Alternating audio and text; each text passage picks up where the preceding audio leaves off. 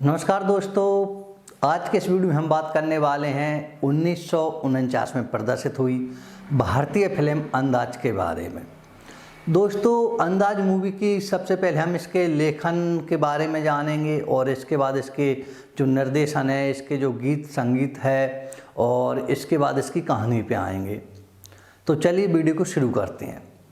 बात करें अंदाज मूवी के प्रदर्शन की, तो इसका प्रदर्शन 31 मार्च 1949 को किया गया था। अगर हम जानें इसके लेखन के बारे में, तो इसका जो लेखन का कार्य है वो जेम्स लखनवी और एस अली राजा साहब के द्वारा किया गया था। बात करें इस फिल्म के निर्देशन की, तो इसका जो निर्देशन का कार्य है वो महबूब खान साहब के द्वारा किया गया था और इसके जो गीत थे उन्हें लिखने का कार्य मजरूह सुल्तानपुरी साहब के द्वारा किया गया था। बात करें इन गीतों को संगीत देने की, तो नौशाद साहब के द्वारा इन गीतों को संगीत दिया गया था और इन गीतों को जो गाने वाले लोग थे वो थे लता मंगेशकर, शमशाद बेगम, मुकेश और मोहम्मद रफ़ी साहब। बात करें इसके प्रमुख कलाकारों की, तो इसमें जो मुख्य रूप से थे वो दिलीप कुमार, नरगिस, राज कपूर, BH देसाई, आमिर बानी और अब्बास इनके साथी अब्दुल थे। बात करें इसकी कहानी की, तो इसमें होता क्या है कि एक अमीर व्यापारी की नीना नाम की लड़की है। नीना एक दिन घोड़ासवारी कर रही होती है, तो उसका जो नियंत्रण है वह अपने घोड़े से हट जाता है और उसे कोई चोट पहुंचे इससे पहले एक दिलीप नाम का व्यक्ति आकर उसे बचा लेता है और वह धीरे धीरे नीना को पसंद करने लगता है। दिलीप धीरे धीरे नीना के घर भी जाने लगता है और इन दोनों के बीच एक दोस्ती हो जाती है और दिलीप अंदर ही अंदर नीना को पसंद करता है। जो नीना के पिताजी हैं वह नीना से कहते हैं कि दिलीप को इस तरह अपने घर बार बार बुलाना ठीक नहीं है, क्योंकि दिलीप तुम्हारी इस दोस्ती को कुछ अलग अंदाज से भी समझ सकता है। परंतु नीना अपने पिताजी की बात नहीं मानती है और लगातार दिलीप से मिलती रहती है, क्योंकि नीना के प्रति दिलीप के मन में प्यार था, लेकिन दिलीप के प्रति नीना के मन में सिर्फ एक दोस्ती का रिश्ता ही था। कुछ समय बाद नीना का जन्मदिन होता है, तो वहाँ पे दिलीप भी आता है और उसकी जन्मदिन की पार्टी होती है। परंतु दिलीप नीना को अपने प्यार के बारे में बताना चाहता है कि इसी वक्त जो नीना के पिताजी हैं उन्हें हार्ट अटैक आ जाता है और उनकी मृत्यु हो जाती है, जिससे नीना काफ़ी दुखी होती है और टूटने लगती है। तो दिलीप नीना को समझाता है और उसको सहानुभूति देता है।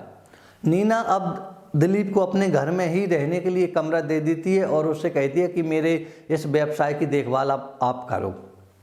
कुछ समय बाद दिलीप चाहता है कि वह नीना को अपनी भावनाओं के बारे में बता दे, लेकिन इसी बीच जो नीना है उसका एक मंगेतर था राजन, जिसका नाम है, वह लंदन में रहता था। राजन लंदन से वापस आ जाता है और दिलीप अब जो है उसे एक नया बात का पता चलता है कि नीना की पहले ही सगाई हो चुकी है।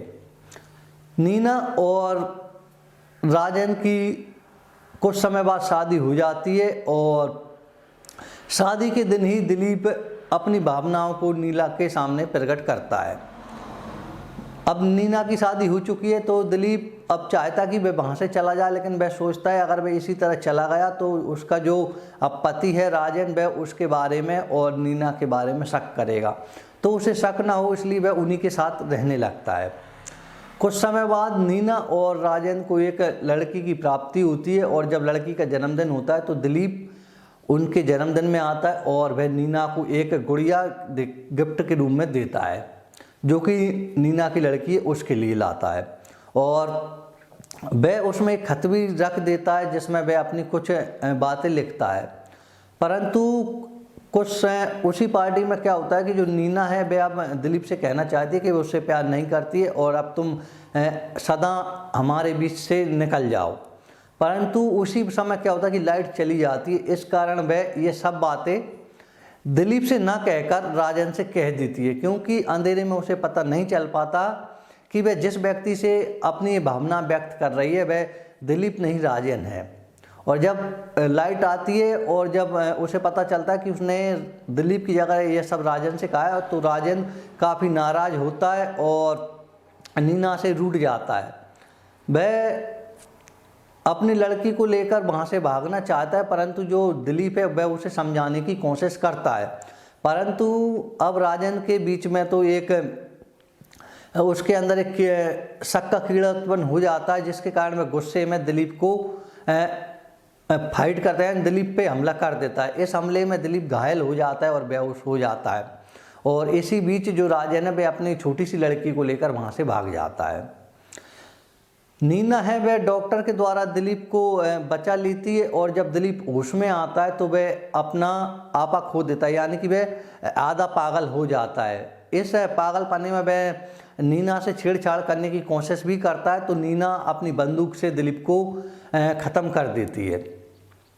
इस तरह नीना अदालत पहुंच जाती है, और जब वहाँ पे जो केस चलता है तो जो राजन है वह नीना के खिलाफ गवाही देता है और उसे बताता है कि उसने ऐसे इस कारण दिलीप को मार दिया है। और जब एक दिन जो राजन है वह अपनी लड़की पे जो गुड़िया थी जो दिलीप ने गिफ्ट दी थी वो गलती से टूट जाती है, तो उसमें एक खत निकलता है। जब राजन उस खत को पढ़ता है तो उसके जो शक था वह दूर हो जाता है, क्योंकि उसने खत में कुछ ऐसी बातें लिखी थी जो उसने राजन के बारे में लिखा था कि राजन बहुत भाग्यशाली है जो उसे तुम जैसी पत्नी मिली।